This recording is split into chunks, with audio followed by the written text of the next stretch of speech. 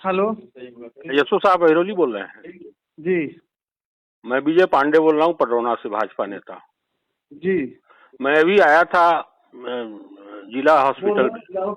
जी जी वहाँ देखे अहिरौली थाने के बलुआ के लोग जी जिस तरह से खंड खंड तोड़ दिया गया है उनके बाह पैर को, जी जी। और देख के बहुत द्रवित हुए हम, और हाँ हाँ, समझ नहीं पा रहे हैं क्या करें।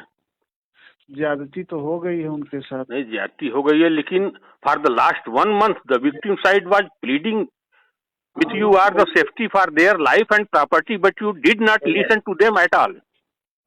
1 महीने से वो पीड़ित परिवार आपको अपने सुरक्षा के लिए गुहार लगा रहा था, और यहाँ तक कि कप्तान साहब ने भी आपसे फोन पर कहा, लेकिन you even denied the instruction for the superintendent of police Kushinagar.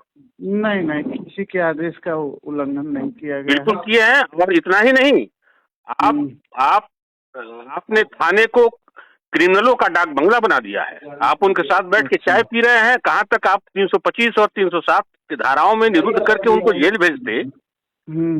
तो पहली बात तो मैं चाय पीता ही नहीं। अरे चाय नहीं पीते हैं तो कोई पेय पदार्थ पीते होंगे, लेकिन उनको बुला के आप इतना आदर सत्कार कर रहे हैं। जल के अलावा कोई पेय पदार्थ भी नहीं लेता हूँ।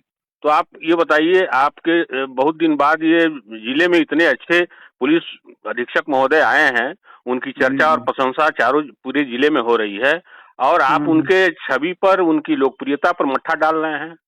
नहीं, ऐसी कोई नहीं। आप कितनी गिरफ्तारी की हैं, आप मुझे बताइए? 2 लोगों का 151 किया कर दिया। 151 क्या मतलब है? You are fearless but cruel just like General Dyer. He caused the Jallianwala Bagh massacre and you caused the Balua massacre. नहीं, अभी उसमें डॉक्टरी रिपोर्ट अगर कुछ आएगी, धारा अगर उसमें बढ़ेगी तो फिर गिरफ्तारी हो जाएगी उस धारा में। लेकिन अभी 325 है, उसमें गिरफ्तारी 325 आपने कायम किया है? हाँ, कायम किया है। मैंने तो नहीं देखा है। Instead for arresting them, you are shopping tea with the bench of criminals. देख लीजिए, उनके पास FIR है, उनसे ले लीजिए आप। नहीं तो आपने गिरफ्तारी क्यों नहीं की अब तक? और ये सब भय के मारे यहाँ भयक्रांत हैं, और कप्तान साहब ने बल्कि वहाँ रविंद्र नगर की पुलिस को लगा रखा था सुरक्षा में, और आप वेट कर रहे थे कि वो तहरीर लेके आवे। 1 महीने से जब वो सब दौड़ रहे थे आपके पास, तो आपने क्या किया? आखिर आपने कब्जा भी करा दिया। उनको बोला कि आप आनंद का नाम। अरे भाई, पूरी कहाँ कब्जा हुआ है? कौन कब्जा करा दिया? उनको फाटक नहीं लगाने दिए, उनका कब्जा करा लिए, और ये डिस्प्यूट आपने क्रिएट किया है, बता दे रहा है। अच्छा अच्छा। आप तो अपने पुलिस अधीक्षक के भी सरताज हो गए हैं भाई। इस तरह से नहीं चलेगा। आप ये चाहते हो कि आपसे आग्रह विनय किया जाए, तो ये समय खत्म हो गया है। हाँ हाँ। अब आपसे पूछा जाएगा कि आपने इस अपराध के विरुद्ध क्या निरोधात्मक कार्रवाई की है। हम लोगों को पूछने का हक है। हम लोग इस गणतंत्र राष्ट्र के सभ्य नागरिक हैं, इनकम टैक्स देते हैं। जी जी। और उसी टैक्स से आप सैलरी पाते हैं जी। तो आप इसमें क्यों नहीं धरपकड़ कर रहे हैं?